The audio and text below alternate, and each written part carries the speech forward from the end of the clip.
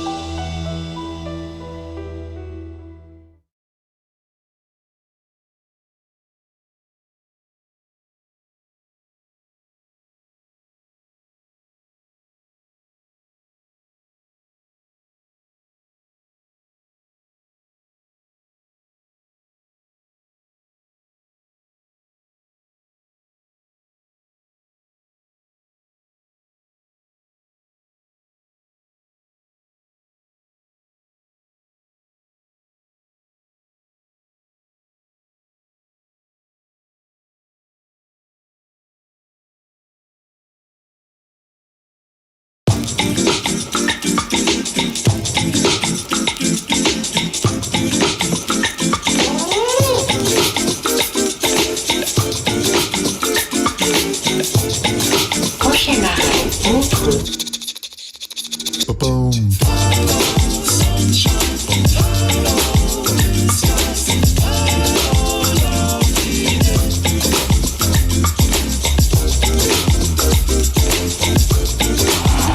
Let me see your mantra. We love you.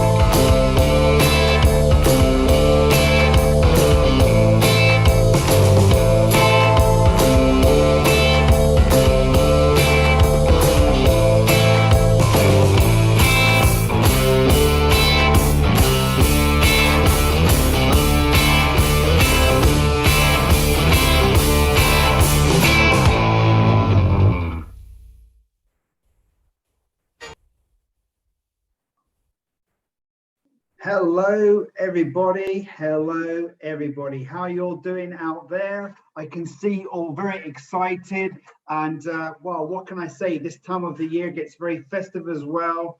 And what is more festive than thinking about this time of the year than going to a beautiful snowy destination like Switzerland? So everybody in the audience, I'd like you to get to your keyboard and go to the chat box and write hello, hello. Type away. Hello, hello, everybody.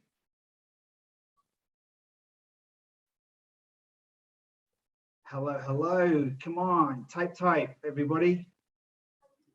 Let me write it as well. Yeah. Good to see you all out there. There you go. Making sure you're all awake and all excited to get ready for this beautiful time of the year. So what have I got for you today?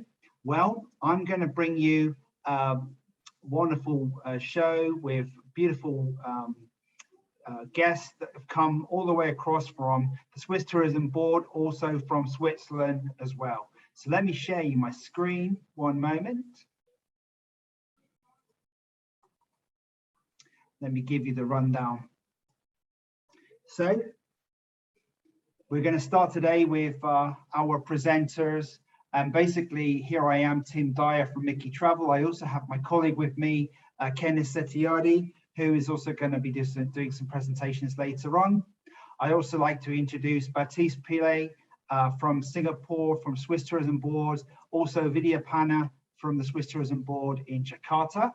We will also have our presenter from Thailand. His name's Anton Connect, who also looks after the highlights of the Lake Geneva region. We then have got Fabian Sakrisman from Bernina Express. And then finally, we'll have Patrick Meischer and Daniel Boch from Corvat Dievoleta. And then our presentation later on will kind of give you some news and some information about this. And finally, of course, we have a prize quiz. So make sure you stay for that. And for the prize donated by the Lake Geneva region, we have a voucher for including 2 nights with a 4-star hotel in the Lake Geneva region and entrances to the Glacier 3000, the Golden Place, Maison Caille, Chillon Castle, the cruise on the lake, and also the Olympic Museum. So also, please engage with us. Of course, if you have any questions, you can always ask us a question in the chat box. We can come back to you on that. And of course, you know, at the end, we'll be playing our quiz. We've got these presentations and also materials that we can send to you guys after the show. So why are we offering you Switzerland for winter? Well, it is a place of spectacular scenery, warm hospitality, and great experiences. Basically, this is really the honeypot destination for January, February, and March. I know you've got a lot of these quarantine issues at the moment, but I think in the end, the quarantine will come back down again, and you must be ready to sail Switzerland. Also, Mickey Travel has been sending out updates on a regular basis so that you can see the latest COVID regulations by city and by country. So please make sure you receive that. In case you don't receive it, please do check with our sales and we'll make sure. And of course, please make sure you send us all your group inquiries or your mini group inquiries, and we will certainly work on that for you. So Mickey Travel, of course, we've been appointed by the World Travel and Tourism Council with the Safe Travels logo, so we can provide safe and fulfilling travel experiences. And of course, COVID isn't going to last forever. Even now, we still have groups in December, so the show must go on, okay? So thank you very much for listening to my presentation. Now I'd like to introduce you to my friend in Singapore for Swiss Tourism Board, Mr. Baptiste Pile. Hi, Baptiste. Good morning, Tim. Can you hear me? I can hear you. Good. You look Are very you on good. the screen already? Are you Yes. sharing your video? Let me share my screen. There we go. Okay. There you go. Okay. Great stuff. Got ya. All right. Good. So let's get started. Good afternoon, everybody. I've been doing a lot of these presentations in the last weeks, but I'm not bored because every time there are a few changes to implement and to explain. I know for you tour operators, it's quite challenging lately. There are a lot of regulations to remember and to take into consideration. But we are very dedicated as a tourism board to help you solve the problems, and do not hesitate to contact us when you have questions, because we really need tourists. We want to reboot the tourism industry, and we are really happy to welcome Indonesian tourists back to Switzerland. And as a matter of fact, there are actually quite a lot of groups already traveling, weathering all the restrictions and the challenges.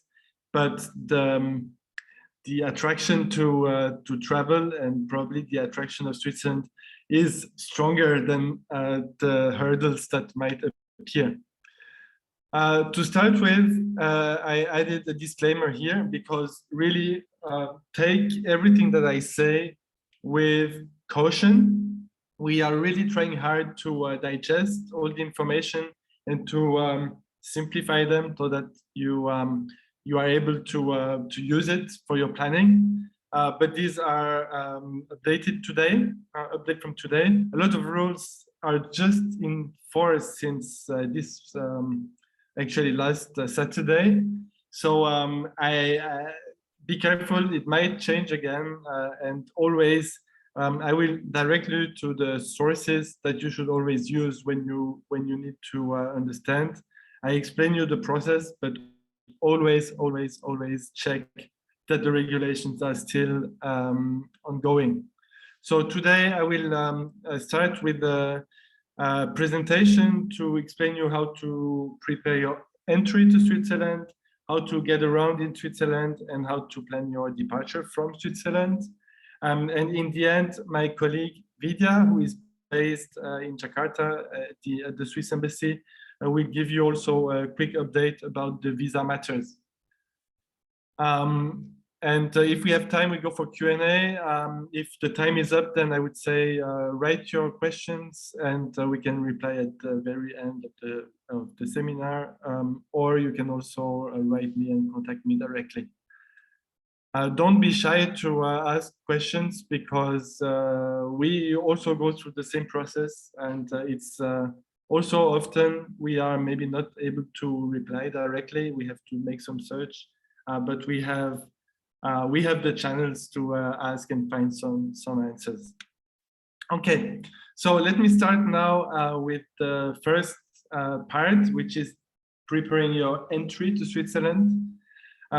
Because it's a little bit, we are separating the requirements for border crossing and the requirements for hanging around in Switzerland. These are kind of two sets, so I go one by one. So there are new rules since actually since the 4th of December, so very new. And now to enter Switzerland, you need to, basically what is new compared to before, you have to perform a PCR test before you leave. And you have to repeat this test 4 to 7 days after your entry in Switzerland. So to make sure that you are not infected. And after these two tests, then you are okay with this process. Okay, but I'm walking you through the details now. But first of all, always refer to this website, travelcheck.admin.ch. This is really where you get the most updated and personalized information, because you have to enter where you are, why you go to Switzerland, what kind of vaccines you had, and then in the end you have it ends up on a page that will tell you what you have to do. So this is really important that you always refer to this, because if there are quick changes in regulations, they are able to amend this website very quickly. So this should be really for you the base if you have requests from clients. But in general, let's say to enter Switzerland, the world for Switzerland is split into high-risk countries and non-high-risk countries. There are slight differences between how we treat people coming from these two categories, but basically, to simplify, you should be vaccinated to travel to Switzerland unless you are under 18 years old and that you travel with a vaccinated adult. So this is kind of a very simple rule to remember. You have to be vaccinated with a recognized vaccine. So it's one of the vaccines that are on the WHO emergency use list. So it's Pfizer, Moderna, Johnson & Johnson, AstraZeneca, Sinovac, Sinopharm, and Covaxin. I think I did not forget any. So it's the broad list of vaccines. that cover also in Indonesia covers really the great majority of the vaccinations. And again, don't forget, for people who are under 18, they have to travel with a vaccinated adult that is related. So it could be parents, siblings, grandparents, caregivers, etc. And if they travel together, they do not need to be vaccinated. Just make sure that your airline that you take to go to Europe or to go to Switzerland also have the same, or what kind of restrictions or what kind of requirements they have. Because here I'm just talking about the Swiss government requirements, but of course the airline who brings you to Switzerland, they might have different regulations. So you might, normally it could be tighter, and for this then you might have to add some other actions. Okay, so the list of vaccines, it's always a quite complicated rule, but actually I want to make it quite simple for you. There is this WHO list that I just mentioned, and within this list of vaccines, some are also approved, so it's a shorter list, by EU and by the European Medicine Agency, which are again Pfizer, Moderna, Janssen, and AstraZeneca. And these 4 vaccines, so actually we have different rules, but I come back to this afterwards. But if you have one of these vaccines, that's fine. And of course, these vaccines should not be older, or the second shot or the booster shot should not be older than in the last year, in the past 12 months, which is fine currently. It's not a problem. Okay, and you have to prove that you are vaccinated, and for this you need to have a vaccination certificate, normally issued by your country, but it should be in English, German, French, Italian, or Spanish. So English is fine enough. And make sure that on the English version there is also the your name and surname, like on the passport, date of birth, date of vaccination, and the type of vaccine that you have used.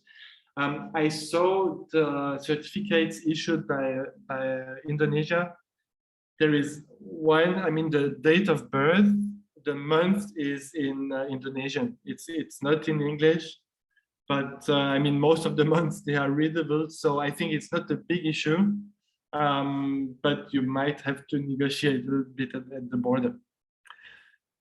Okay, and for the kids and youth up to 18, I already made my point. I think you will remember that. Okay, get to the next.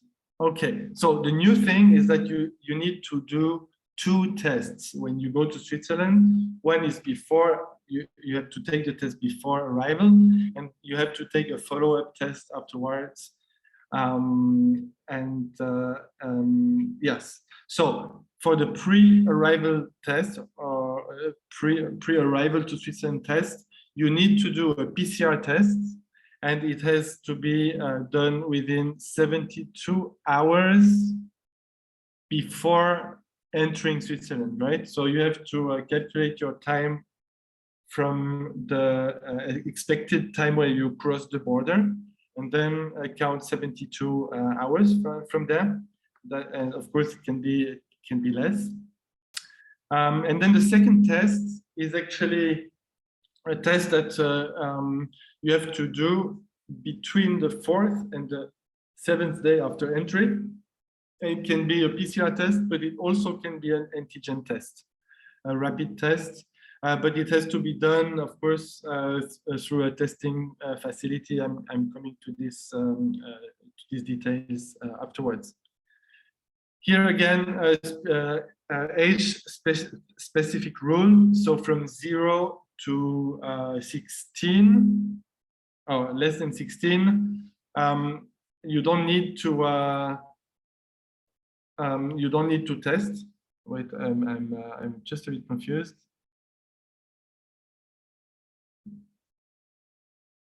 Okay, it's yes. So it's people who are under 16 do not need to test, okay? And people who have reasons or medical reasons that they cannot test, then there should be a kind of a medical certificate. This is kind of a rare situation.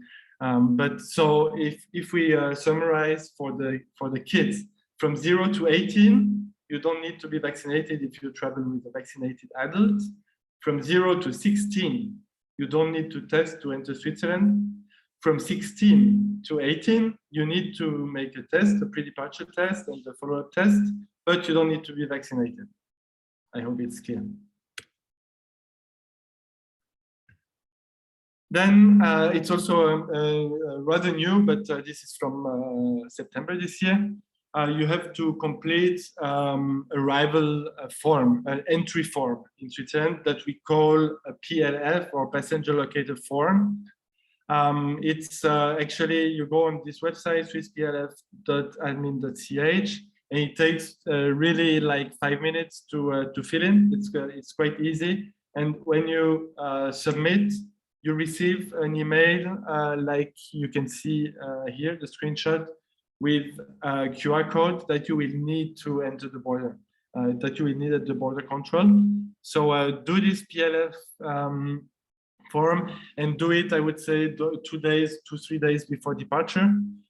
You should not do it too early, and it has really to be accurate. So the address that you will enter in will define also the region who will track you while you are in Switzerland. So they do some spot checks, for example, to see if you have done the test or not. If you have to be quarantined, they know where to contact you. So it's really important and it's mandatory to fill in this PLF form before you enter Switzerland. So if we summarize the 4 things to do to enter Switzerland, first of all, you should make sure that you have the latest information. So go on travelcheck.admin.ch and enter your specific information. Then you have to make sure that you have your vaccination certificate with the right information in the right language.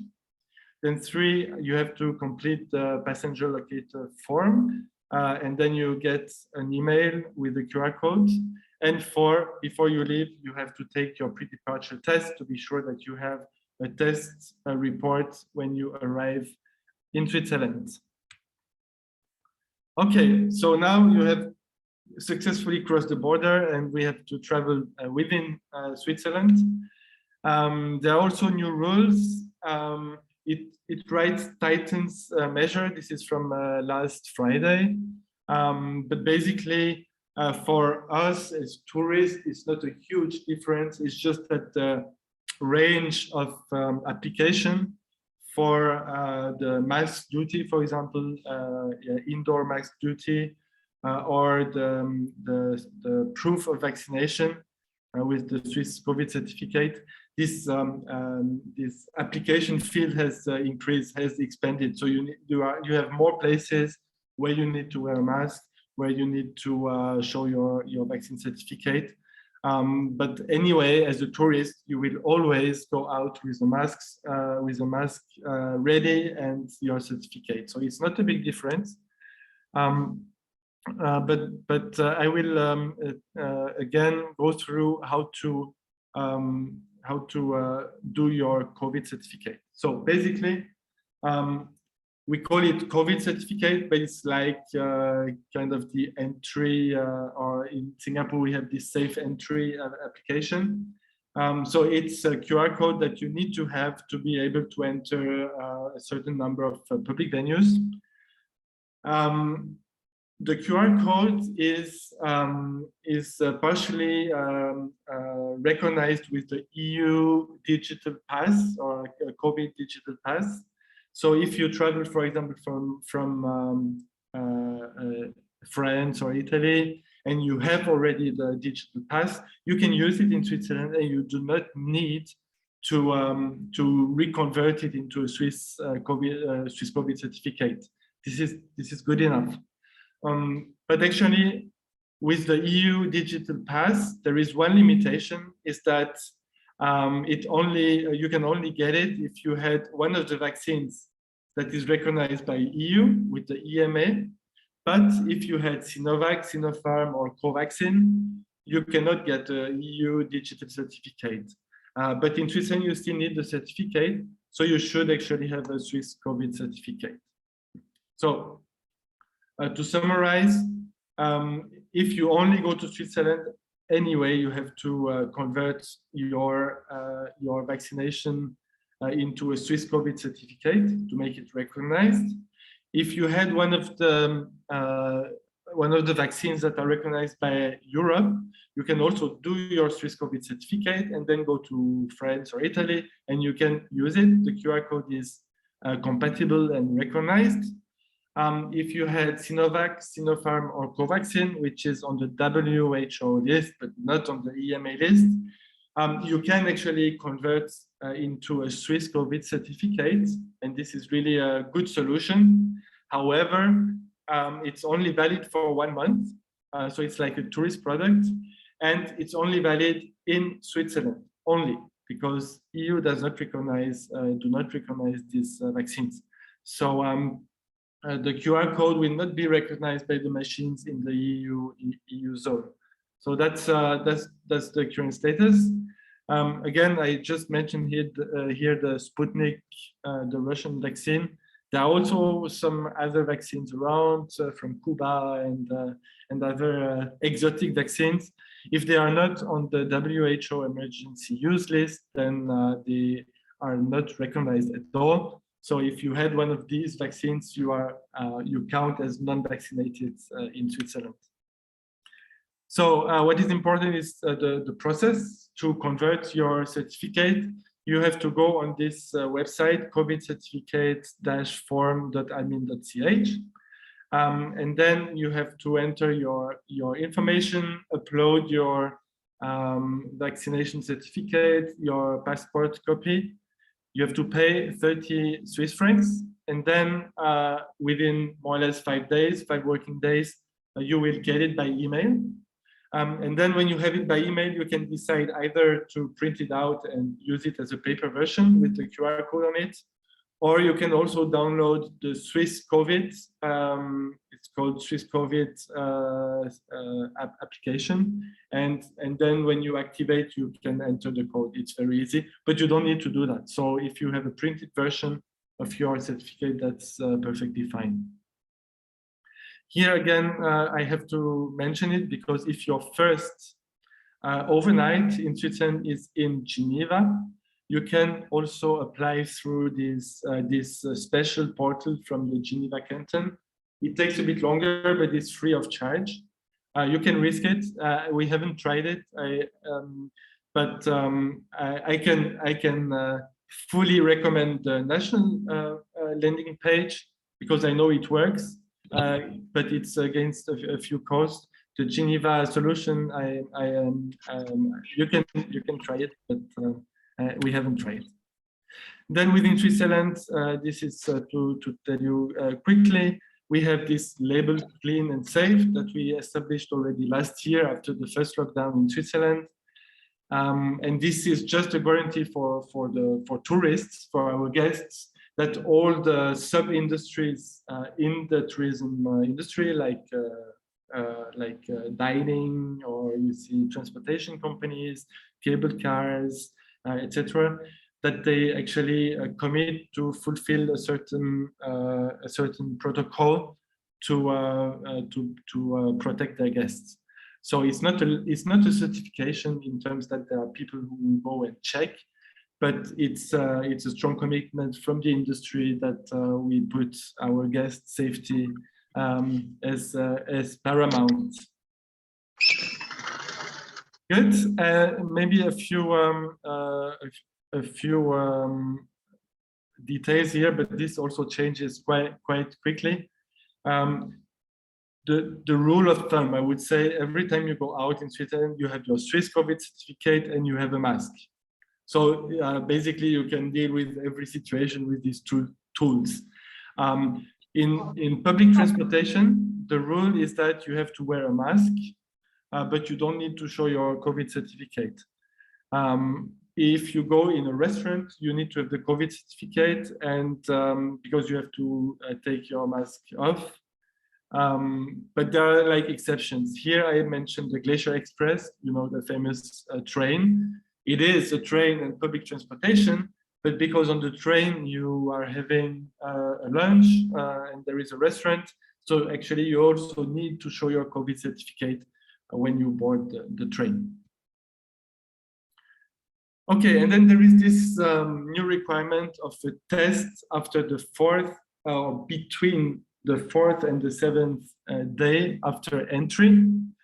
Just a few information here. And yes, so people that are 16 and more than 16 have to take this follow-up test. The test can be a PCR or antigen test. Has to be done between the 4th and the 7th day after entry, in any place in Switzerland where you can be tested. And then actually the result of the test will be matched with your PLF code. So actually you will have to, this will report your test result to the authorities so they can check that you have taken the test. Don't ask me much more about exactly how it works. We are doing some tests right now. If you had this experience already, share with us. These are all very new, information. And sorry, I did not finish the last line.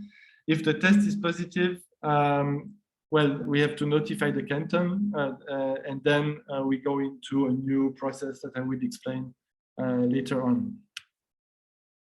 Just if you have to book a test, I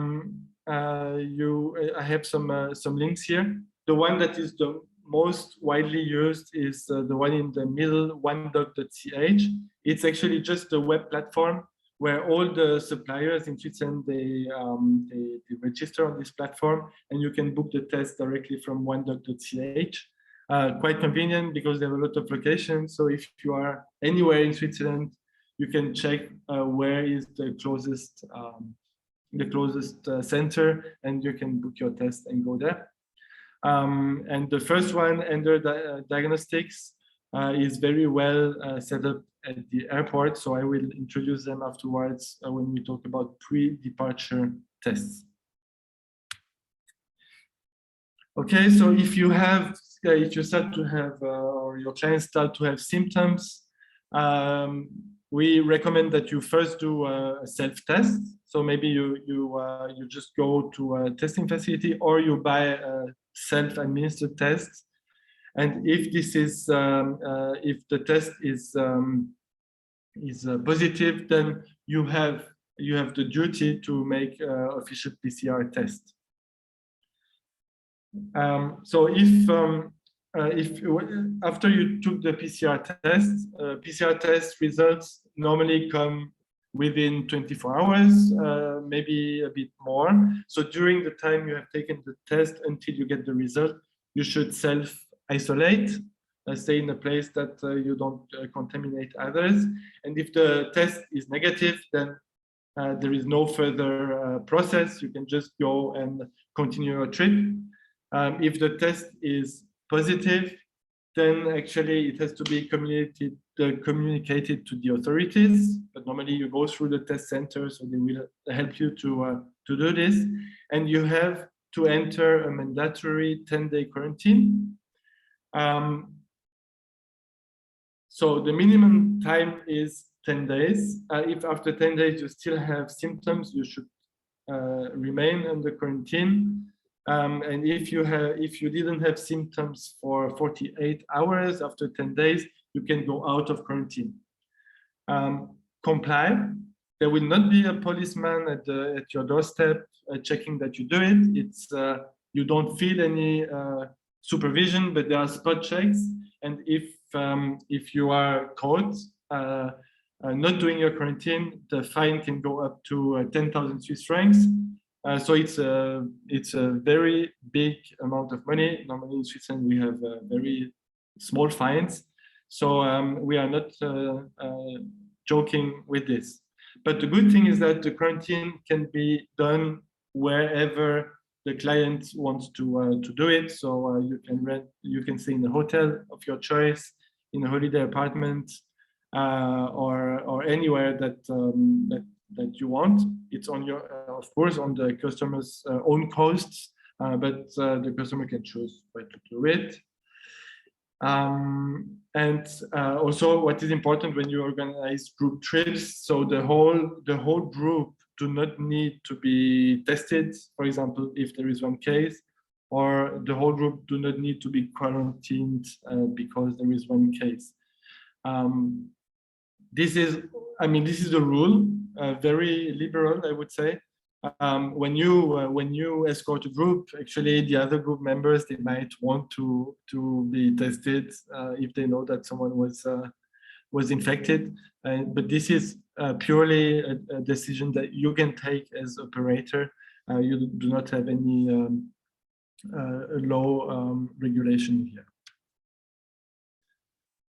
Okay, some hotline if you have some crisis. FOPH is the Federal Office of Public Health. So it's like our Ministry of Health, but we don't call it ministry. Here I just added a note because I don't know where to put it, but take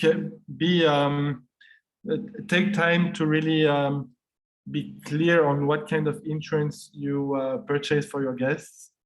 I know that the Schengen visa regulation asks for certain requirements for insurance. It also should cover COVID, but there are insurances that are a bit more comprehensive. And the case that I just introduced for the 10-day quarantine, for example, most of the guests, they will not be hospitalized, right? So there are no costs that are medical costs. So pure medical insurance would actually not cover any cost for that.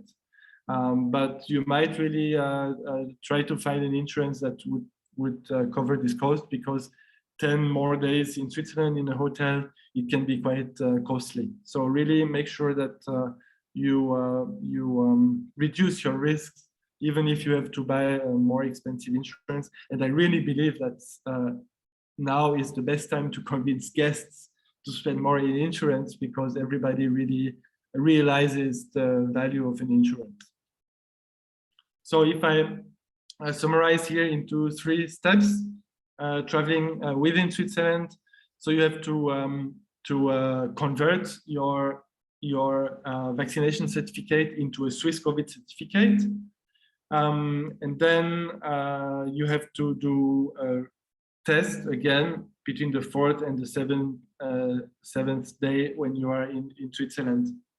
Okay, so these are really the 2 things that you have absolutely to do.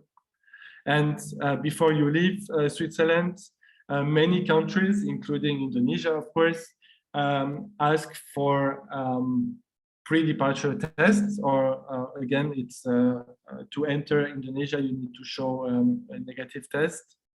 Yes, a negative test. So here we recommend Endo Diagnostics, because they have 3 testing facilities within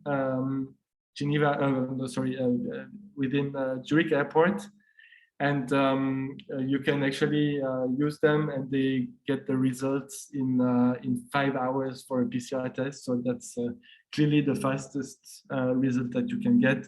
They even have a VIP service where they can give the results in 3 hours. But of course, it also comes with certain costs. So here you can see the cost of a test, 150 Swiss francs with the results in 5 hours.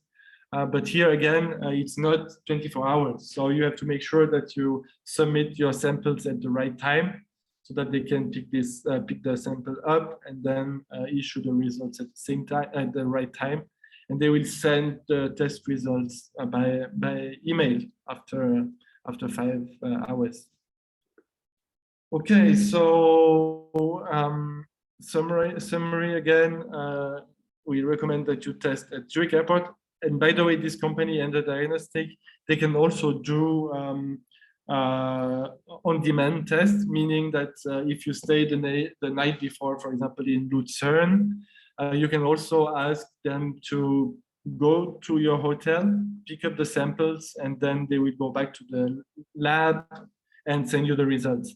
So if you have a big group, this is for sure a very good solution. If you are just a couple, 2 persons, FITs, then of course this would be, the cost would not be really valuable for that. Okay, and again, make sure that you are clear on the return policy. In Indonesia, it can change quite often from, what did we have? 8 days to 5 days to 10 days. No, we to 8 days to 5 days to 3 days, back to 10 days. So this really changes quite quickly. It might perfectly change while you are traveling. So keep a track on the requirements when you come back. Here, that's purely my theoretical summary, just to tell you what you have to do when. So the process would start, let's say, 15 days before departure. You start to convert your Swiss COVID certificate. Then 3 days before departure or less, you should do your pre-arrival PCR test. Then 2 days before, or 2-3 days, you should fill in your passenger located form. Then you travel to Switzerland, you enter the border, and after 4 to 7 days after entry, you have to take your second mandatory test, which could be PCR or antigen test.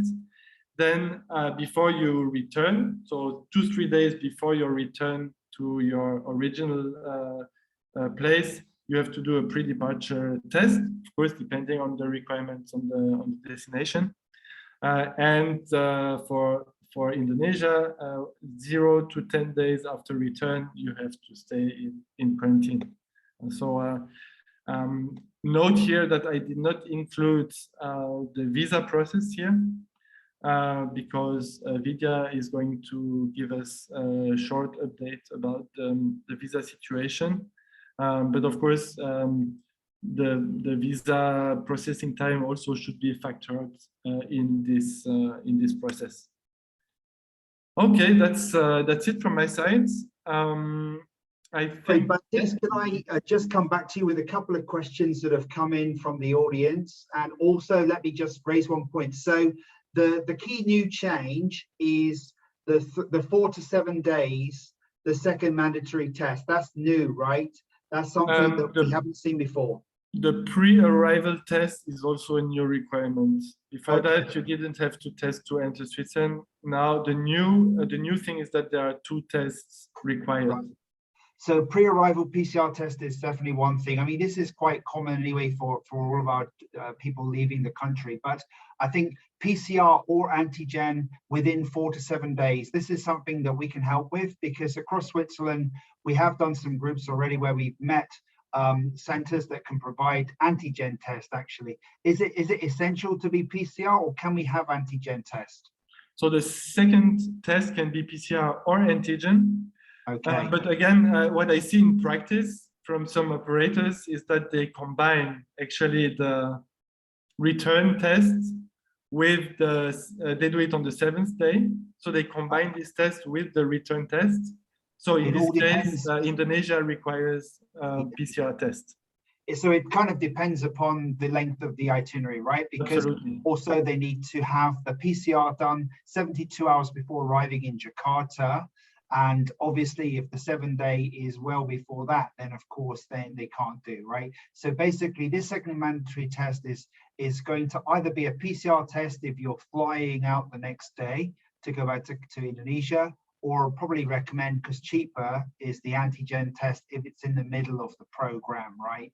Okay, Exactly, yeah. So that's the first thing. And the second thing, we had a comment from one of the travel agents. They were asking about the children under 16 years old. So there's 2 factors, right? So one is entering the country. Obviously, do they need to be vaccinated, double vaccinated to enter the country under 16? Under 18 years old? 16. Well, yeah, but actually from 0 to 18 years old, you do not need to be vaccinated, provided that you travel together with an adult that is related. So it could be a parent, a sibling, a grandparent, and so on. Okay, that's great. So that's entering the country. Then in terms of the COVID pass, and if you're sort of 18 or under or 16 or under for the COVID pass, how do you manage that? That's a good question. Vida, do you remember? I think the COVID pass is mandatory for those aged 16 and above. Okay, so Yeah. underneath 6, if you're 15 and younger, you don't need to have it. Yeah. Okay, so you can come with your parents as well. I think that answers both of those questions. Okay, so thank you very much, guys. And I will just have a quick look at the chat box to make sure. Okay, no other questions. All right, Vidya, then please go ahead. thank you. Okay, thank you. Good afternoon, everyone. Selamat siang. So I'm Vidya. If we haven't met, nice to virtually meet you. I'm based here in Jakarta at the Swiss Embassy in Jakarta. So I'm just going to give a quick update on the visa application process to Switzerland. So from last Saturday, December 4th, Indonesia is actually no longer considered a high-risk country, as Batis has mentioned. So normal entry requirements apply again to any person entering Switzerland from Indonesia. The main difference in applying for a Swiss Schengen visa is that you must get a travel insurance that covers COVID with a minimum of coverage of 30,000 euros for each of the following items: for medical emergencies, hospitalization, and repatriation. So each of these items must be covered for at least 30,000 euros. So make sure you have this in your insurance policy and that it's easily readable. We've got questions regarding the flexibility of visa validity dates. So this one is a little bit tricky. The embassy cannot guarantee that they can grant flexibility, but if you can prove that your travel insurance is longer than your trip dates, then the flexibility can be considered. In regards to VFS Jakarta, they are now open 3 days per week. So appointment slots are opened gradually. So it's very important to check back regularly onto their website so that you can secure your appointment slots. So don't be discouraged if you don't see any appointment slots open on certain days. But yeah, please check back regularly or get in touch with them to get to know when they're actually opening slots. You may also contact them for special arrangements in case you have a big group coming and you want to have a special arrangement in your agency. That can be done as well, and that would be up to your coordination with VFS Jakarta. Just a quick, also just a recommendation, because other Schengen countries a lot of them are not open for tourists. Actually, a lot of we've been experiencing very high demands of visa applications to Switzerland. So it would be great if you can plan ahead and apply for your visa, not last minute, to avoid complications in your trip planning. Next slide, please. So if you have any questions, specific questions regarding your visa application, please contact the visa section at the embassy. These are their contact informations, and yeah, let them know your inquiries. Otherwise, you can also get in touch with VFS or me. But it would be great because they're the ones who handle your applications directly. They actually will be the ones who know exactly your cases. So I would recommend you to contact them first. Yeah, that's about it from my side. Thank you, Vidya. Very much. Okay, so I think we've answered all the Q&A in here so far. So I think that's cool. And I hope everybody understands the rules and also the situation regarding the visa app process. So I think everybody will be all set to sell and operate Switzerland in the winter period. Okay, so next up on our event today, I'd like to introduce Mr. Anton Connect from the Highlights of the Lake Geneva region. But before we do that, let me just quickly play his first video. Take it away, Kenneth.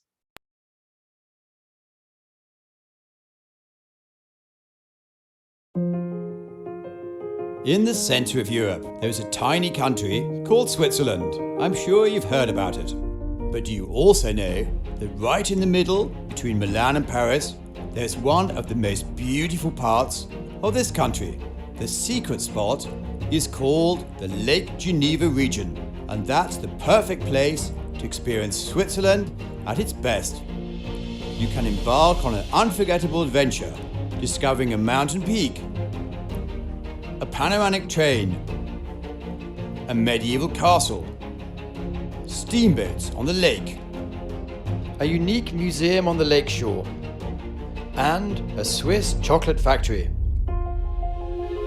Let's start our journey with Glacier 3000, the mountain peak at 3,000 meters, with the only peak-to-peak suspension bridge. Fun activities in the snow all year round, and the views of the most famous peaks in the Alps.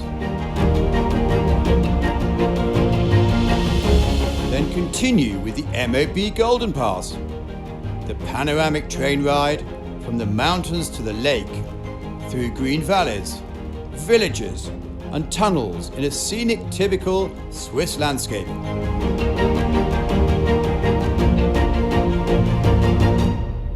Only 1.5 hours later, we reach Chillon Castle, the most visited historical monument of Switzerland, where you can choose the visit which suits you best to discover the medieval gem and even combine a guided tour with a wine tasting. But that's not it. You can also take one of the historical paddle steamers of the CGN to discover the breathtaking view of the UNESCO Lavaux Vineyards and enjoy a delicious meal on board. This will lead you to Lausanne, the Olympic capital, where you will fully experience and relive the games at the Olympic Museum. Put yourself in the shoes of an athlete. Over here, learning is about having fun and experimenting. Take your time, you'll have great stories to tell. Finally, don't miss Maison Caillé, Switzerland's favourite chocolate experience. Discover the history of the oldest still existing Swiss chocolate brand and indulge your palate with an amazing variety of flavours during a chocolate tasting. What are you waiting for? Join us and explore the highlights of Lake Geneva region.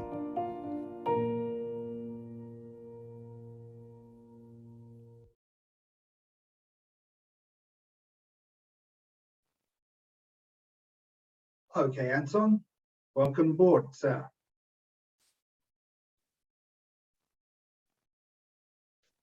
Bonjour, Jakarta. Good afternoon, everybody. Thank you for joining this session. First of all, let me thank Tim Dyer and his team members to organize this webinar. Okay, so we're going to start with the presentation.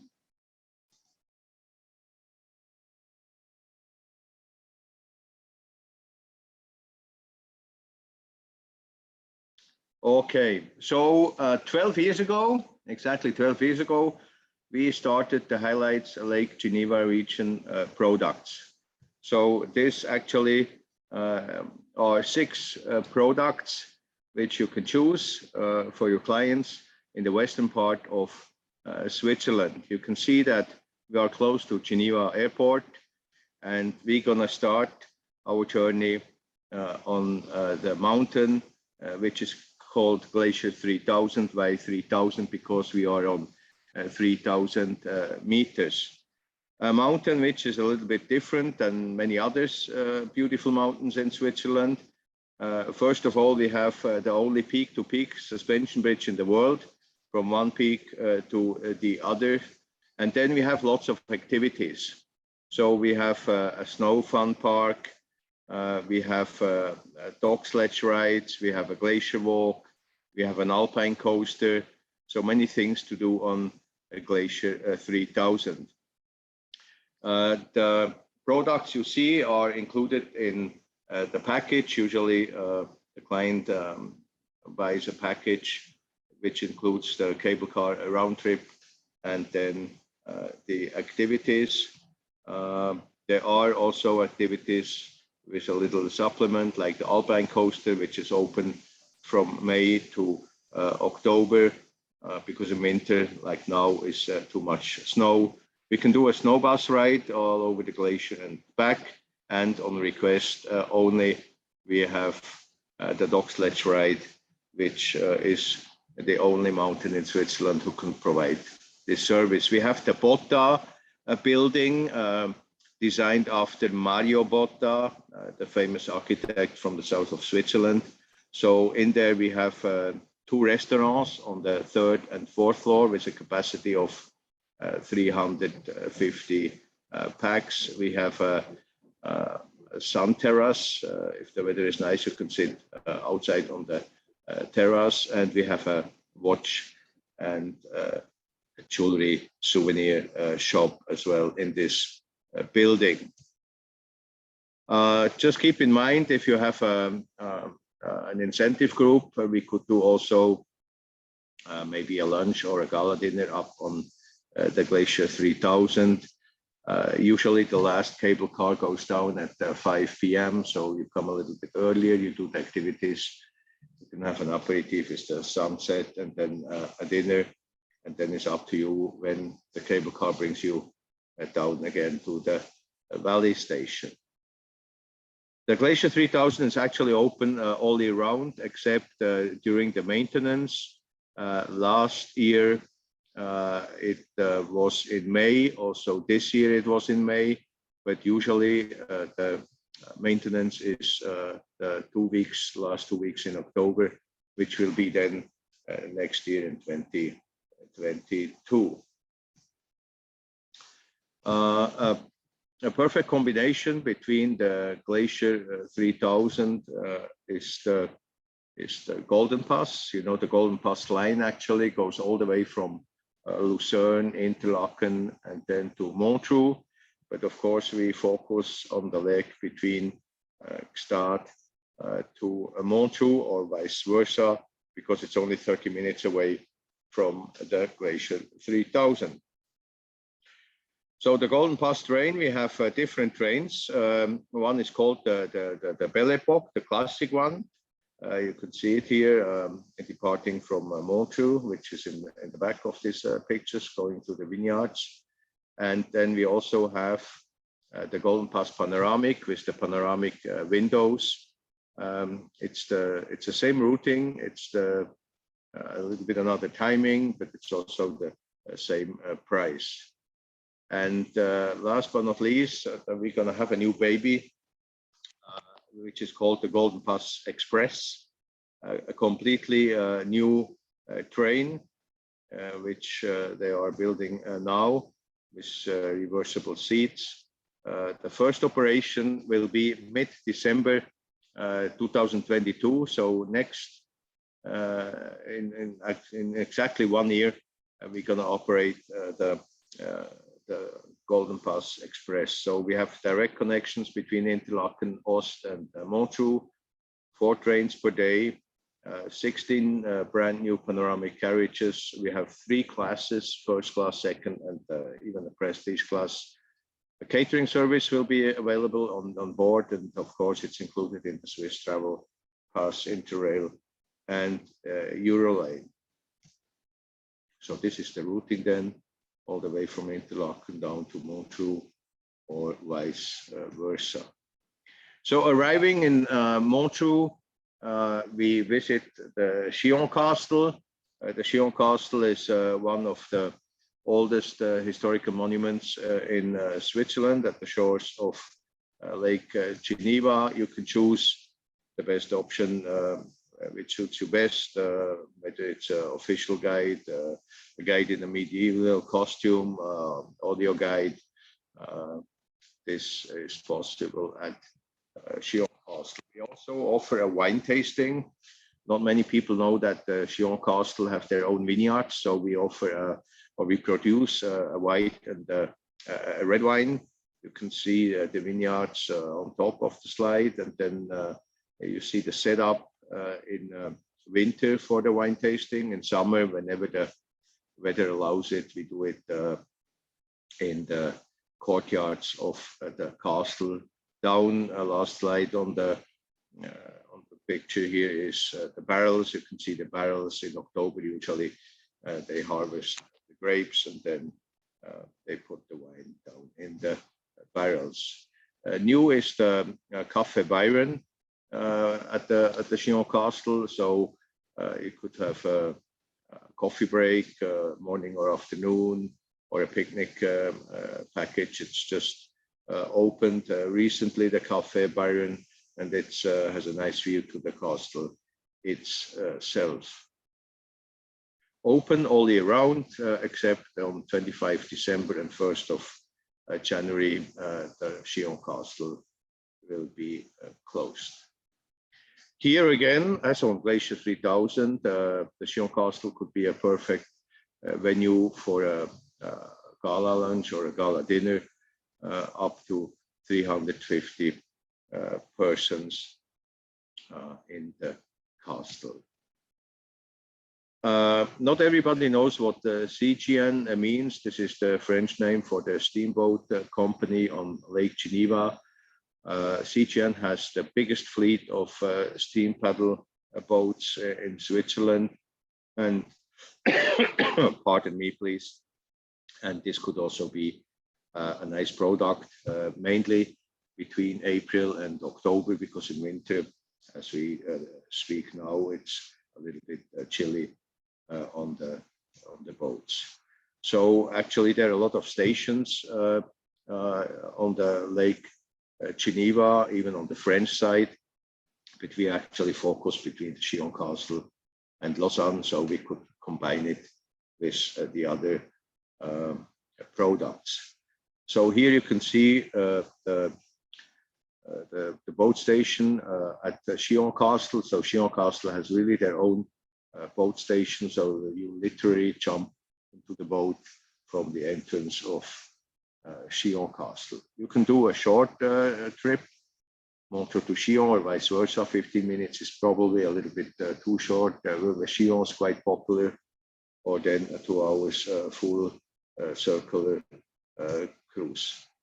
You have the view here from the boat to the vineyards, the Lavaux Vineyards, which is a UNESCO heritage.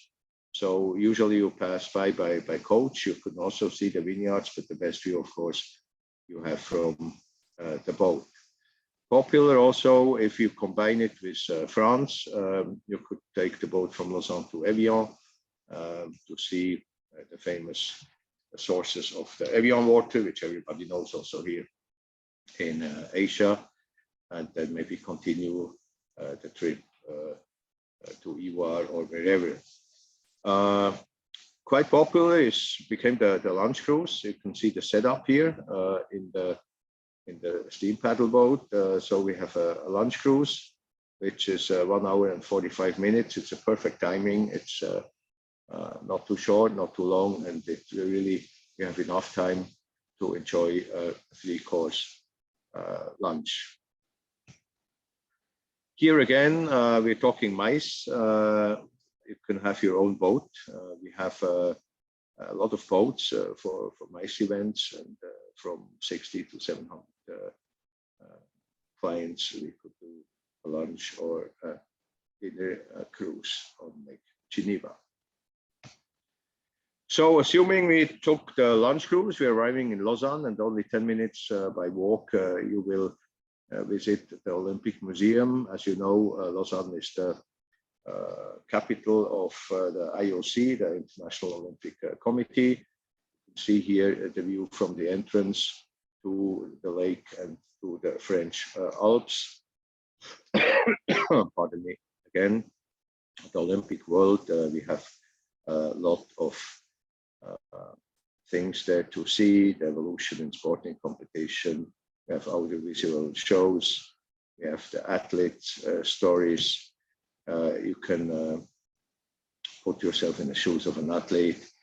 Here on this slide on the right down, it's Mr. Bach, the current president of the IOC, trying to get a good shooting result. We have an immense park before you enter into the Olympic Museum, 8,000 square meter, 97 steps down from the lake to the entrance, with a lot of sculptures as well in this park.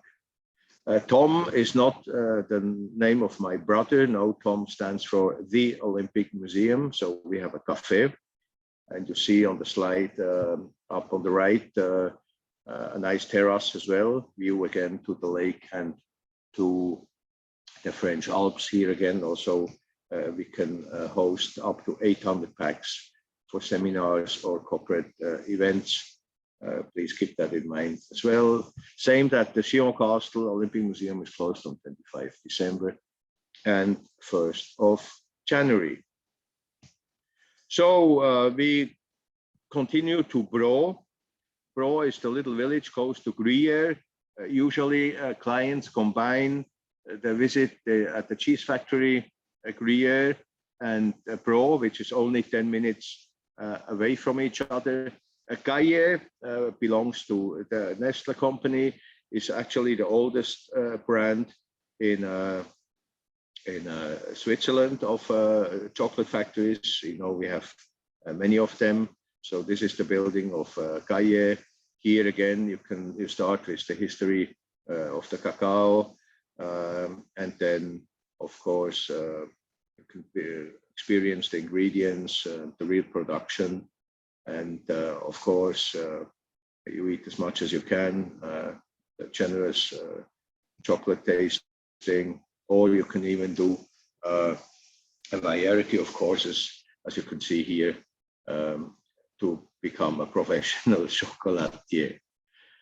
Voila, this is our map again, as you saw in the beginning. So the 6 products are in the western part of Switzerland.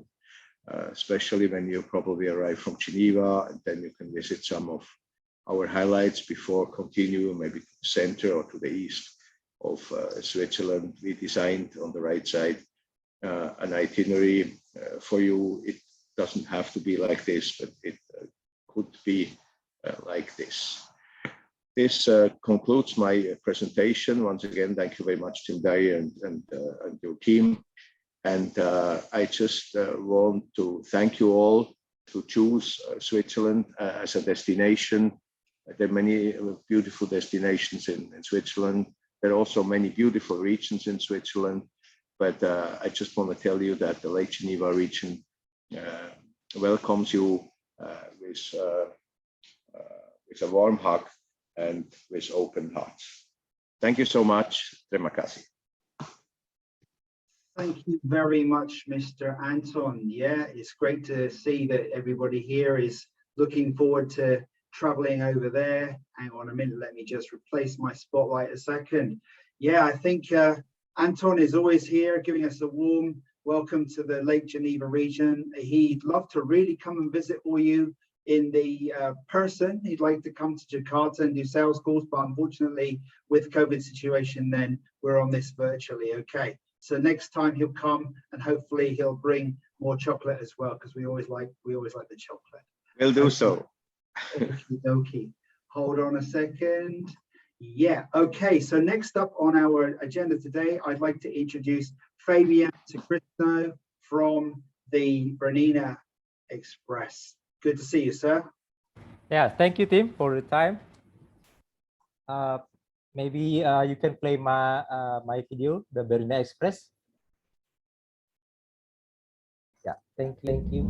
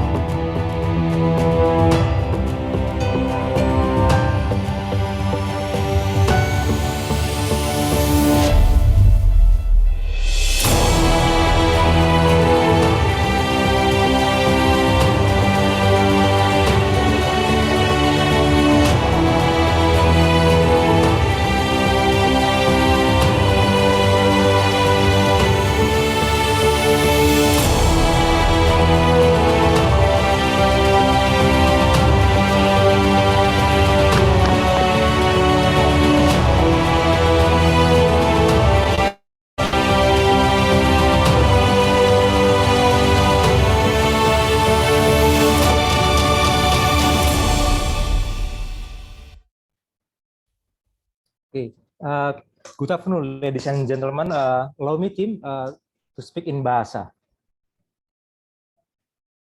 I will share my screen about my presentation. Okay.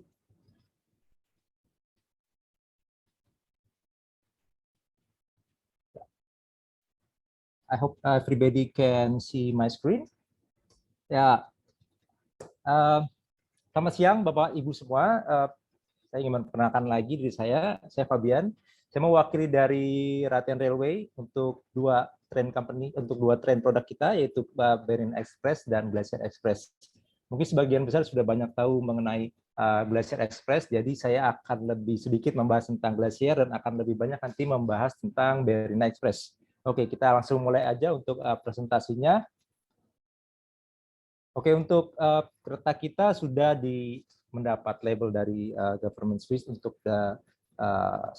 clean and safe, jadi sudah sangat aman untuk naik kereta baik Berliner maupun Glacier karena selalu dibersihkan dan didisinfektan setiap bulan, setiap hari bahkan, dan menggunakan selalu dari stafnya menggunakan masker dan juga mengikuti protokol kesehatan yang ada.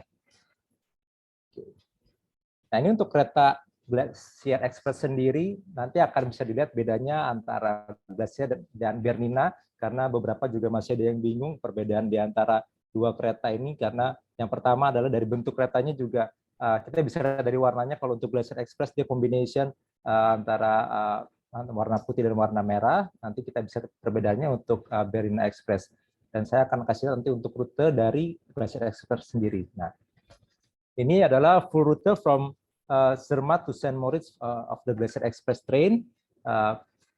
It takes for 8 hours. Jadi untuk long journey-nya atau full rute-nya itu mengambil waktu 8 jam. Tapi nanti teman-teman dari travel agent bisa mengkombinasikannya, tidak harus full rute, tapi bisa hanya mengambil dari untuk short stretch-nya atau mungkin setengah perjalanannya saja. Jadi nanti bisa dikombinasi dengan coach dan melanjutkan kegiatan atau program lainnya selain menggunakan panoramic train kita. Seperti itu. Nah, ini untuk rute yang kita lewati, dia starting dari Zermatt ataupun starting dari St. Moritz, jadi tergantung nanti dari programnya dimulai dari mana. Jadi bisa dari dua arah gitu. Jadi dia dari Zermatt, dia akan turun dulu nanti ke arah Kebrik, kemudian naik lagi ke atas dan akan mencapai titik tertinggi dari Glacier Express, yaitu Oberlapass di ketinggian 2033 di atas permukaan laut. Nah, ini yang menjadi rute highlight-nya, yaitu salah satunya adalah jembatan ini atau bridge ini, namanya Landwasser Viaduct. Ini yang menjadi jembatan ikonik sih biasanya, karena ini dilewati oleh dua kereta kita, yaitu Bernina dan Glacier Express akan melewati jembatan yang ikonik ini. Nah, ini salah satu highlight lain yang menjadi highlight untuk si Glacier Express adalah Rheingorge, itu seperti Green Canyon di Switzerland. Oke. Dan ini adalah titik tertinggi dari Glacier Express, namanya Oberlapass, di ketinggian 2033 meter di atas permukaan laut. Oke, ini yang menjadi fasilitas atau menjadi apa yang kita tawarkan kepada para penumpangnya. Kita untuk di Glacier Express ini kita punya 3 kelas, yaitu first class, kita punya second class, dan terakhir kita punya excellent class. Bedanya di konfigurasi tempat duduknya antara first class dan second class. Kalau first class itu dia 1 and 2, and sedangkan untuk second class-nya itu configuration seat-nya itu 2 and 2. Sedangkan untuk excellent class itu dia seperti business class ya, jadi memang untuk lebih ke VIP ataupun untuk luxury market. Jadi nanti kalau punya grup yang high end bisa menawarkan untuk kelas ini, karena sangat limited. Untuk satu gerbongnya hanya terdiri dari 20 seat saja, dan harus di booking dari jauh-jauh hari sih, jangan last minute, karena biasanya ini suka full, jadi harus dari jauh-jauh hari di booking supaya dapat reservasi tempat duduknya, seperti itu. Dan untuk excellent class ini sudah termasuk full meal di sini, full board meal, jadi dapatkan 5 course selama perjalanan. Tapi untuk excellent class kita harus mengambil rutenya, itu dari St. Moritz sampai Zermatt, atau sebaliknya dari Zermatt sampai St. Moritz. Jadi tidak bisa hanya mengambil setengah rutenya, karena ini dia akan menyiapkan makanannya, itu diatur dengan timingnya, nanti akan dari appetizer sampai lunch, sampai akhirnya kita dapat dessert atau makanan penutup seperti itu. Dan dia juga punya excellent class bar, jadi kayak untuk minibar yang provide untuk minuman-minuman seperti wine dan lain-lain. Oke, itu tadi sekilas tentang Glacier Express. Sekarang saya akan masuk ke Bernina Express. Ini bisa lihat kelihatannya, ini panoramic train kita dari Bernina Express. Dia window-nya itu cukup besar dan untuk warnanya didominasi warna merah. Jadi perbedaan kereta dengan Bernina dan Glacier adalah di color-nya, gitu, di warnanya. Oke, ini adalah rute dari Bernina Express. Dia starting dari Cure dan terakhir itu stasiunnya di Tirano di wilayah Italia. Dan untuk teman-teman mungkin yang akan mengkombinasi untuk mengambil setengah rutenya itu bisa misalnya dari Cure sampai Saint Moritz, atau dari Cure sampai atau dari Saint Moritz sampai Lake Poschiavo atau di Poschiavo City-nya juga nggak apa-apa. Jadi bisa berhenti di sana dan nanti akan ada coach yang mungkin dijemput. Tergantung dari program yang kalian ambil nanti, karena Mickey Travel punya program khusus untuk yang termasuk include dengan kereta kita, nanti bisa, nanti Kenis mungkin akan menceritakan lebih banyak. Oke. Dan untuk jalur UNESCO World Heritage-nya itu rutenya itu dari Cure sampai Tirano.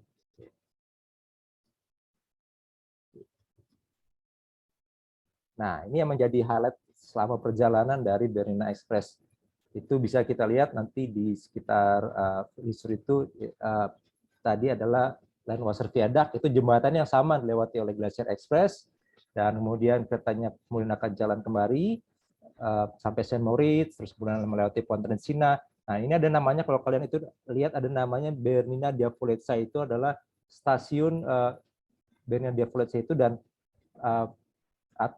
penumpang ataupun dari tamu-tamu bisa turun di sini, dan misalnya pengen ada excursion to Diavolezza Mountain, kalian bisa melanjutkan atau turun di stasiun ini dan melanjutkan untuk naik cable car ke atas Diavolezza Mountain. For more information, later Patrick from Diavolezza, Corvat Diavolezza, more explain about information about Diavolezza and also the Corvat Mountain. Okay. And next, the train will continue the journey. Itu dia akan stop di namanya Stasiun Albrum for 15 minutes for taking photo with the background with the Glacier Mountain. Okay, and then the train will continue to Poschiavo and then Brusio, and last station is in Tirano. Okay. Ini untuk fotonya. Ini adalah Bernina Express, dan ini adalah sudah sampai di Tirano seperti ini, kotanya seperti ini, dan akan dari situ melanjutkan lagi. Kita punya Bernina Express Bus, dan Bernina Express ini akan melanjutkan kembali perjalanannya ke Lugano di wilayah Switzerland. Jadi dia akan kembali lagi untuk masuk ke dalam wilayah Swiss seperti itu. Oke, ini untuk ketinggiannya, kita misal starting from-nya dari Cure, keretanya akan pelan-pelan dia akan naik ke atas, dia akan mencapai titik tertingginya dari kereta ini adalah namanya Auspizio Bernina, ya, di ketinggian itu 2.253 meter di atas permukaan laut. Dan kalau kalian lihat di situ ada namanya Abram, itu adalah nanti tempat atau kereta akan berhenti sekitar 15 menit untuk stop, dan penumpang boleh turun untuk mengambil foto, biasanya untuk Instagram dan lain-lain. Karena di sana juga ada semacam kafe ya, jadi untuk mungkin ada yang pengen minum kopi atau tea, itu ada waktu sebentar untuk beristirahat di sana, gitu. Oke, ini menjadi rute highlight dari Bernina Express. Itu kalian bisa lihat gambarnya, yaitu pertama adalah Landwasser Viaduct, Montebello Curve, Moorstraats Glacier, dan yang di bawah adalah Auspizio Bernina. Terus yang sebelahnya ada Abram yang tadi saya bilang untuk foto stop, dan kemudian akan melewati Brusio Circular Viaduct. Jadi dia memang jalur keretanya itu dia melingkar, itu kalau di foto dari atas sih bagus banget memang seperti itu. Nah, ini yang Landwasser Viaduct, jembatan yang ikonik banget, dan dilewati dari dua kereta tersebut, yaitu Glacier dan Bernina akan melewati jembatan ini. Nah, ini adalah titik tertinggi dari Bernina Express, yaitu Auspizio Bernina. Oke, yang ini Brusio Circular Viaduct. Ini sebelum sampai ke wilayah, sebelum masuk ke Tirano, dia akan melewati ini dulu. Nah, ini menjadi onboard highlight-nya. Jadi di atas kereta kita punya facility-nya yang tadi untuk panoramic window, terus onboard service, dan mobile minibar. Jadi kalau di Bernina Express ini kita tidak menyiapkan makanan berat ya, jadi lebih kayak snack dan small snack, dan minumannya ya kita juga ada wine tapi tidak komplit ada di Bernina Express itu. Jadi kalau untuk naik kereta Bernina tidak diperlukan Swiss COVID sertifikat karena kita tidak makan, tidak dining restoran kayak di Glacier Express. Jadi berbeda kalau kalian untuk naik Glacier, kalian harus menunjukkan atau memperlihatkan dari Swiss sertifikat tadi seperti disampaikan oleh Batis. Oke, yang selanjutnya kita juga punya namanya infotainment. Ini jadi seperti seperti guide ya, travel guide, tapi menggunakan aplikasi dan kalian bisa menggunakan earphone kalian sendiri. Jadi akan setiap kereta ini berjalan dan melewati beberapa titik itu dia akan menjelaskan di sana ada informasi lebih banyak dan menjelaskan di berapa ketinggian kita sedang di berapa, kita sedang berada di mana, dan itu seperti travel guide lah fungsinya seperti itu. Kita juga free wifi. Oke. Nah, ini experience yang lain dari produk dari Rutland Railway, yaitu kita punya namanya historical train. Jadi ini ya semacam memang kereta uap ya kita bilang, dan ini seperti ini tampilannya. Jadi dia open window, jadi untuk nanti untuk para penumpangnya itu bisa taking foto, terus juga bisa merasakan open air, maksudnya jadi misalnya merasakan udara di Switzerland yang sangat segar sekali seperti itu. Nah, untuk historical train ini dia berjalan dari Davos ke Filisur, tapi hanya berjalan pada saat summer season, yaitu from May to October, dan dia berjalan sehari itu 2 kali. Oke. Dan di dalamnya seperti ini, dia memang sangat otentik ya. Jadi untuk foto, untuk yang merasakan kereta sejarah ini, menurut saya pengalaman yang sangat menarik sih. Gitu. Oke, ini Bernina Line yang tadi saya bilang untuk UNESCO World Heritage-nya itu dia berjalan dari Tusi sampai Tirano. Kebetulan, dan kemudian juga keretanya itu selain kita punya Bernina Express, kita juga punya namanya regional atau classic train.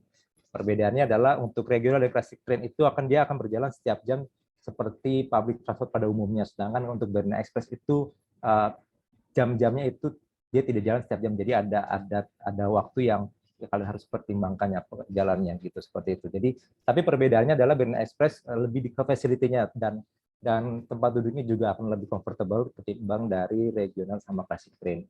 Gitu.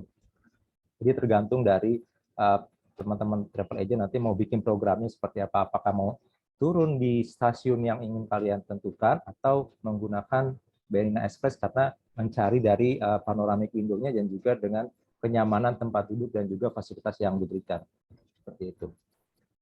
Oke, ini highlight yang bisa kita lakukan di Albula Line ini. Jadi nah, kita bisa misalnya berhenti dan di antara Preda dan Bergen ini ada namanya sledging adventure. Jadi bisa mencoba outdoor activity nih guys, seluncuran seperti ini. Jadi menarik sih kalau misalnya punya small group terus kita kombinasi antara panoramic antara trail experience dan juga outdoor activity. Ini menurut saya sangat menarik gitu.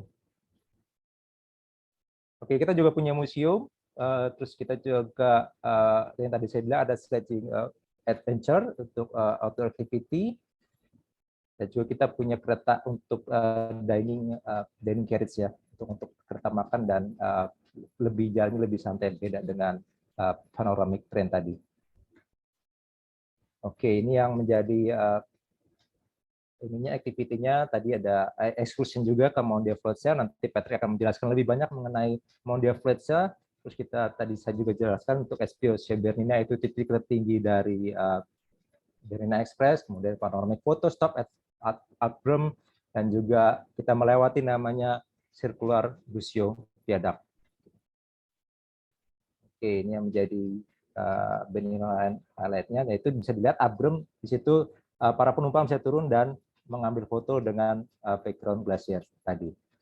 Nah, ini juga saya perlu info lagi, mungkin teman-teman nanti akan mencoba explore lebih banyak di Switzerland, itu bisa mencoba namanya Kuku Train. Jadi dia itu starting dari Villers Station, terus dia turun ke bawah sini menggunakan mobil yang berbentuk kereta ini untuk kita eksplorasi di bawah sini, dan kita juga bisa taking photo with the background of the Landwasser Viaduct. Itu menurut saya sih sangat bagus ya. Jadi tidak hanya kita naik coba di atas kereta, tapi kita juga turun dan mencoba mengeksplorasi apa yang ada di sekitar wilayah ini. Itu sangat menarik. Jadi nanti bisa kita kombinasikan dengan pengalaman naik kereta, tapi juga mencoba outdoor activity-nya seperti ini.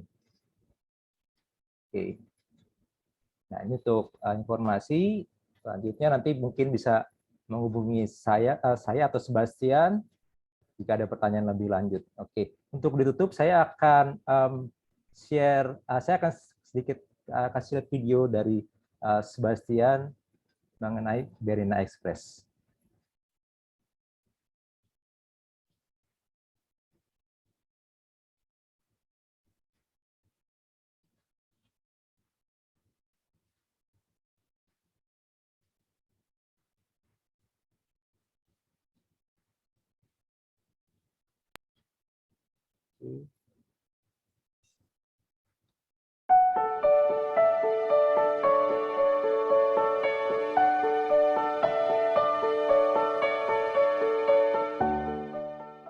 Dear travel industry professionals, welcome to Switzerland, welcome to Ospizio Bernina, the Bernina Pass at 2,253 meters above sea level. This is the highest rail crossing of the Alps and also the highest point of the UNESCO World Heritage Bernina Express journey. Behind me here you can see the Lago Bianco, the White Lake, and further behind is the Ospizio Bernina, the station where the Bernina Express and all the trains on the UNESCO World Heritage line come through. It is freezing cold here today and we are going on a rail journey together. First of all, I would like to introduce you to this magnificent alpine scenery here. Right behind me, you can see two of the most magnificent glaciers of the Alps, one of them being the Cambrena Glacier. Now let's go to our next stop.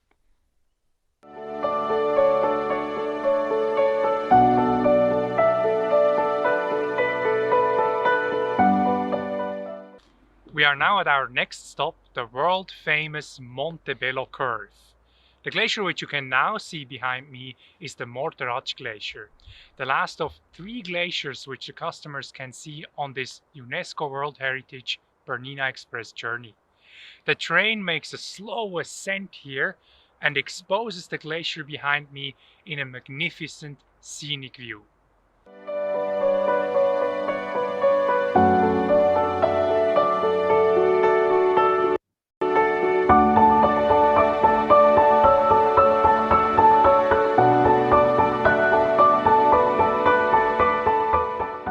As we are virtually traveling from Morteratsch to St. Moritz now, I would like to show you the interior of the Bernina Express carriage a bit closer as well.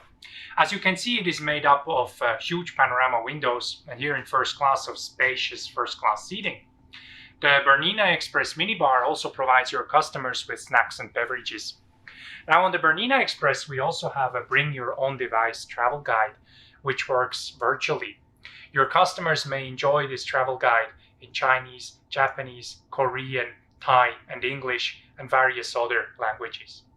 On our journey today, I now see you at our last stop in St. Moritz.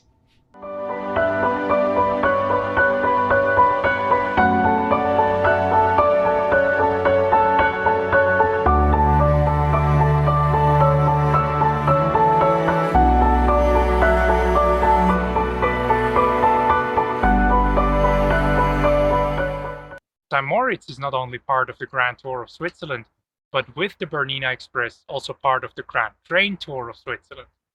Both of Rhaetian Railway's panorama train experiences, the Glacier Express and the Bernina Express, do come through St. Moritz. Within roughly 2 hours, we've traveled from Tirano in Italy to St. Moritz in Switzerland.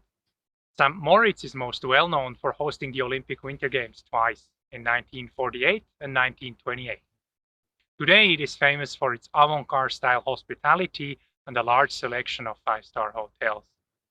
With the Lake St. Moritz and the surrounding mountains, it makes a perfect addition to any Switzerland itinerary.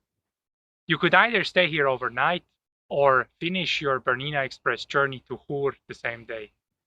I thank you very much for joining us today here on this live tour and webinar, and hope very much to welcome you soon in person. Baik, itu saja presentasi saya. Terima kasih untuk tim dan teman-teman dari Miki yang udah kasih waktu buat kita presentasi di sini, dan salam sehat untuk teman-teman agent semua. Thank you, Tim. Thanks, Fabian. Yeah, I mean, this was definitely a beautiful experience that many people should try if they would like to go to the east of Indonesia, the east of Switzerland. And of course, there's plenty of beautiful places around this area.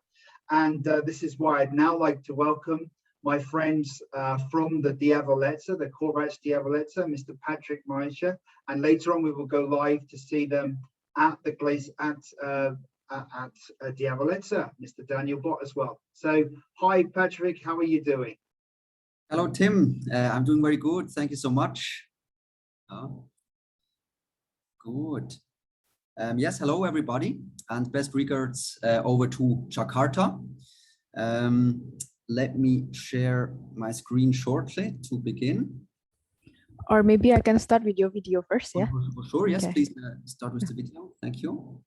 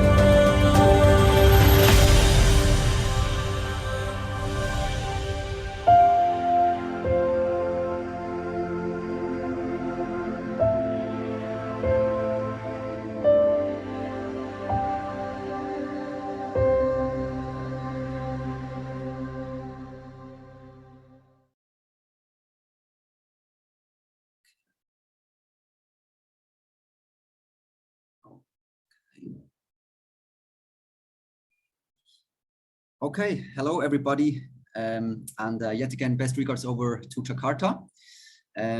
Also, a big thank you at this point to Tim and the entire Miki team for giving us the opportunity to present ourselves today. My name is Patrick. I hope you can see my screen now. And I am the representative of 3 mountains in the very southeast of Switzerland. You can see in the top right on the screen our logo. The mountains I represent are the Corvatsch mountain, the Diavolezza mountain, and the Lagalp mountain. And today I will give you more information regarding the Corvatsch and the Diavolezza. As the Lagalp mountain is a local skiing mountain and might not be that much of interest to you, but the Corvatsch and Diavolezza mountain might be perfect for your next itinerary. So, as you can see on this Switzerland map, you can see both of the mountains, Corvatsch and Diavolezza, marked in green in the very southeast of Switzerland, very close to the city of St. Moritz. You might have heard of St. Moritz before. It is famous, especially as a winter sport destination, as it hosted the Winter Olympics 2 times in the past. But as you can see also from this summer picture, St. Moritz is really a beautiful, beautiful alpine town. It has a famous old town, a lovely walking street. You can see this very beautiful lake, and the city is surrounded by mountains. So it's a nice place to visit. The Diavolezza and the Corvatsch mountain are located to the right and to the left of St. Moritz. If you have a look at my mouse, this here is St. Moritz, and on the right side, you have the Corvatsch mountain. It takes 15 minutes to reach the mountain from St. Moritz by bus or car. And you have the Diavolezza mountain on the left side, which can also be reached within 15 minutes by train, bus, or car. First, I will give you some more information about the Diavolezza mountain. The Diavolezza mountain is famous for its spectacular view from the viewing platform down on one of the biggest glaciers in Switzerland called the Morteratsch Glacier. You can see that you can really actually see down on the glacier, which you cannot find often in Switzerland. And you always have the lovely snowy mountains in the background. If you have a look at this map again, what also is special, and Fabian mentioned that before in his presentation, you can see here the red lines on this Switzerland map. These are the railway lines of the Bernina Express. And you can see from the picture in the low bottom right that the Diavolezza mountain has its own train stop. So what you can do, you can really combine the Diavolezza mountain well with a trip on the Bernina Express. Maybe just to give you an example, if you come from Zurich, you can take the bus either to St. Moritz and the Diavolezza straight away in about 3 hours, or you can take the bus to Chur, then change to the Bernina Express to St. Moritz, and from St. Moritz, as mentioned, it's just 15 minutes to the Diavolezza.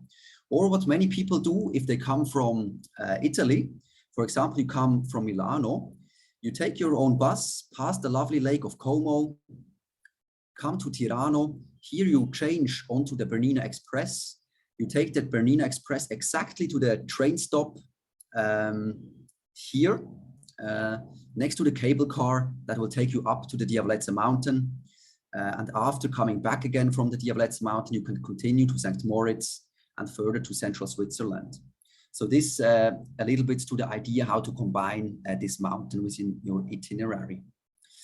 I will not go into detail anymore with the Bernina Express. We just heard about it, but here just again, the Brusio Viaduct, plus the highest train station of the Bernina Express, Ospizio Bernina, with this lovely lake that is frozen in wintertime, is on the road between Diavolezza and Tirano. So this is what you can do in combination. If you take the cable car up from the valley station up to Diavolezza, the cable car can take up to 100 people, and it takes only 12 minutes to reach the top of the mountain. Why? Because the valley station is already at 2,000 meters above sea level. So after only 12 minutes of cable car ride, you will arrive at almost 3,000 meters above sea level. And you really, as seen also before, you have this spectacular view on one of the biggest glaciers in Switzerland with some really nice mountains in the background. This is also a summer picture, by the way, so you can always see the snow and the glacier in summer and winter time. What we have on top, we have a snow climb point on top.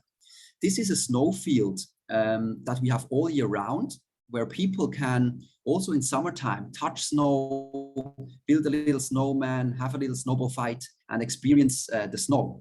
So anytime you might visit us, this will always be here for you. You can see me here on the picture sledging. This is an activity, it's called the Devil's Ride Diavolezza. We only have it during the months of May. Why do we only have it during the months of May? Because until May, it's a skiing mountain, the Diavolezza mountain. But in May, we still have a lot of snow after skiing is finished. So we offer this 80-meter sledging slope.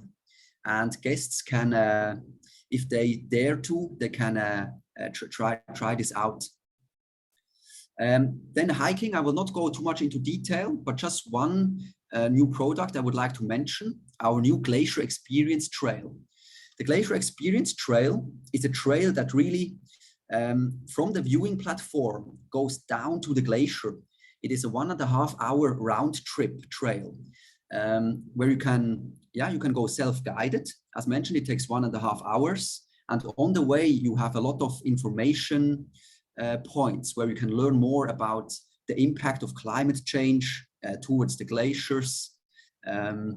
And you can learn more about glaciers too.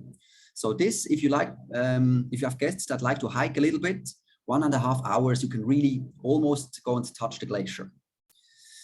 If you like a bit more relaxing time, then I would suggest to book our jacuzzi. Our jacuzzi is on the mountain summit. We have one of those. So it is an FIT product. 4 to 6 people can fit in. And we can offer drinks, a fruit platter, and you can really have this very special romantic experience on top of the mountain. For groups, we have our virtual reality cinema. It's the highest virtual reality cinema on top. We have 25 of these virtual reality glasses, and you can sit on chairs, which you can turn around. It is a 10-minute movie that you would be watching. And in this movie, you will experience how it is to fly with a helicopter over the glacier, how it is to ski on the slopes on Diavolezza. So you're really in this winter world on the mountain.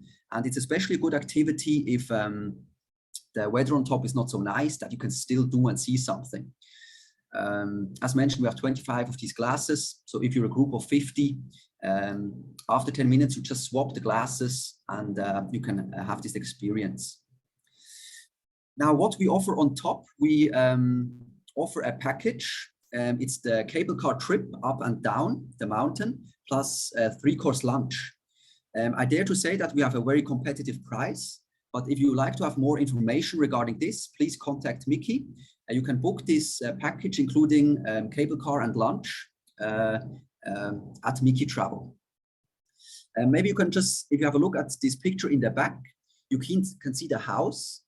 The house is actually a hotel. I'm going to show you a slide after regarding that, but you can see this round-shaped building. That is our restaurant.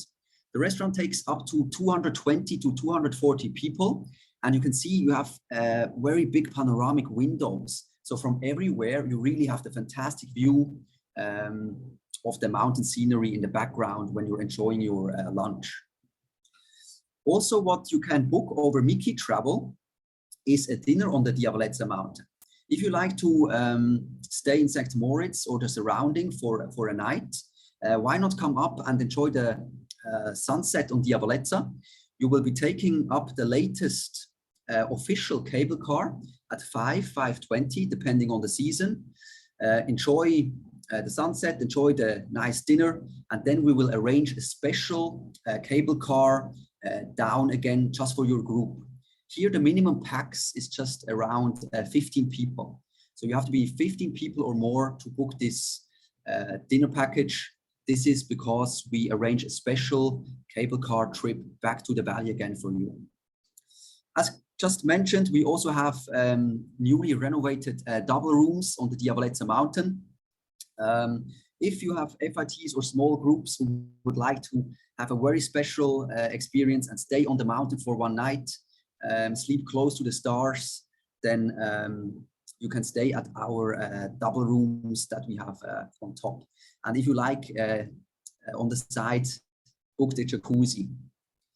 Good, this is actually it to the Diavolezza mountain. And now I will just play a short video of the Diavolezza mountain. It takes about 1 minute. And you can see, first you will see a cheese factory that is very close to the Diavolezza mountain, which is a product that maybe some guys of you would be interested. Then you will see the Diavolezza mountain, how it looks on top. And after that, a little impression of St. Moritz. Please have a look.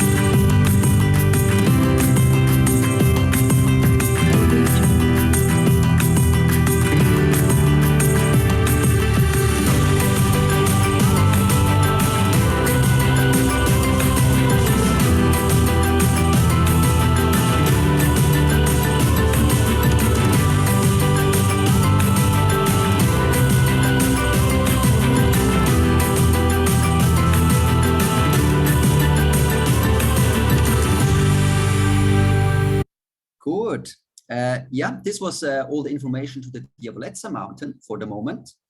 Now we will just shortly go to Corvatsch mountain. As mentioned, if you're located in St. Moritz, the Diavolezza mountain is located on the left, the Corvatsch mountain on the right. Also 15 minutes away from St. Moritz by car or bus, you will take 2 cable cars to reach almost over 3,000 meters above sea level. You can reach the highest restaurant within the Eastern Alps at 3,000 meters, 3,303 meters above sea level, called Restaurant 3303. And what is different about Corvatsch, you can already see from this picture that on the Diavolezza, you really had this snow and glacier world.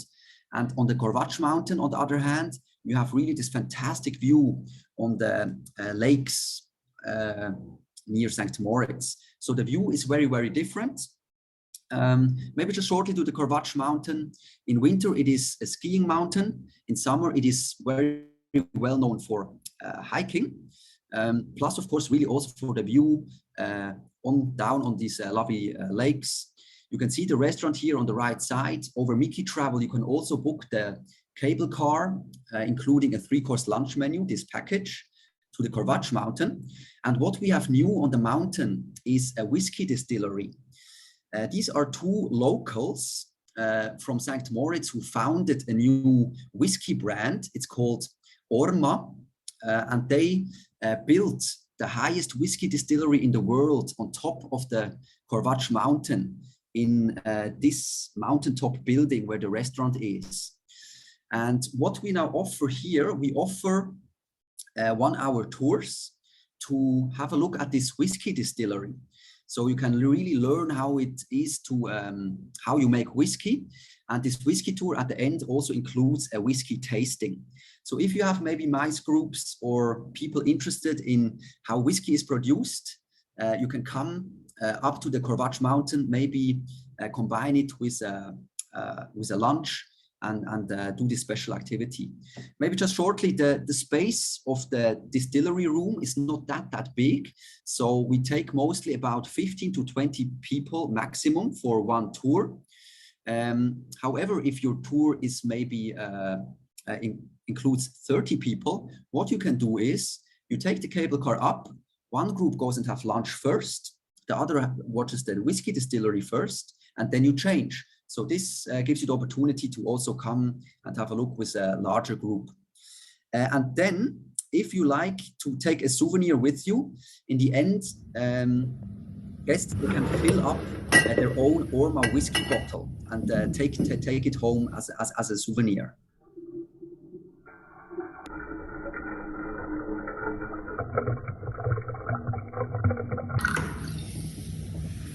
Good. Yeah, this actually already was it from my side, introducing Diavolezza and Corvatsch shortly. Maybe just shortly to me, I am based in Thailand. Please add my line, add my WeChat, add me on WhatsApp and get in touch with me if you have any questions regarding these products. Or you can also get in touch with my colleague, Daniel Bott. He is based in Switzerland.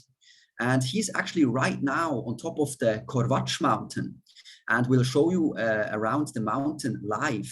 So I will just let us go over to him. And from my side, thank you so much for joining this webinar today. And thanks again, Mickey Travel, very much for the opportunity to introduce ourselves. Thank you and bye-bye. Hello, and good afternoon here from Corvatsch top station. As Patrick mentioned, normally we have here very good weather most of the year. Unfortunately, today we are a bit unlucky. But anyway, I wanted to show you the nice winter landscape up here. It's now 9:30 in the morning, and I came up here with minus 17 degrees. At the moment, I'm staying here at the panoramic restaurant 3303. I just want to show you, you can see here, we have these massive panoramic windows that are giving your clients normally the wonderful view Patrick showed you before towards the lakes. Also, we have lunch packages that can be booked over Mickey. Now, as you can see here, it's a 360-degree panoramic restaurant. So as we go on this side, normally here, you have a fantastic view onto several glaciers, a little bit further away than on the Diavolezza. And also you can see from here, the very iconic Piz Bernina that is the highest, the only 4,000 meter peak of the Eastern Alps. So now I will bring you out into the freezing cold of Kovač at 3,300 meters. Today, the gondola is closed because we had a huge snowfall this night and yesterday the whole day. So you can see here it goes up to the panoramic terrace that goes up there. And the very cool thing is that from there you can see almost all the Alps. You can see from on a very clear day, you can see from the Mont Blanc all the way to the Glockner in Italy and Austria. So you can see the whole round of the Alps, and that's also what makes it very different to Diavolezza. So as you can see, it's windy up here today, big cold. I want to show you now. You see there is massive snow here. I'm doing my line through the 50 centimeters of fresh powder. And yeah, here on Kovač, we don't always have this much snow, but like from the beginning of October, we are having snow up here. So now, as Mark mentioned, from last year on, we have here the highest whiskey distillery of the world. I know it's not for every Indonesian, but it's very nice also to see this contrast of industrial machinery here, and then normally here the very nice mountain view. Also, if you don't want to drink, it's very interesting to have a look at the distillery, just to watch the nice setup. What they want to do is that they have in winter and in summer, there will always be someone here in the store that will sell giveaways, but also we'll open the distillery to have a look at the machinery. So if you want to have a look only, it's only also possible to get in and see the distillery. So as you see, it's very nice made. And yeah, for their 1 year anniversary this year, they also did a gin. So maybe that's something for you, Tim. But also the whiskey. Time that you come here and I show you around. Then now we are. I already at the end of my tour of Kovač. I will now give you a small taste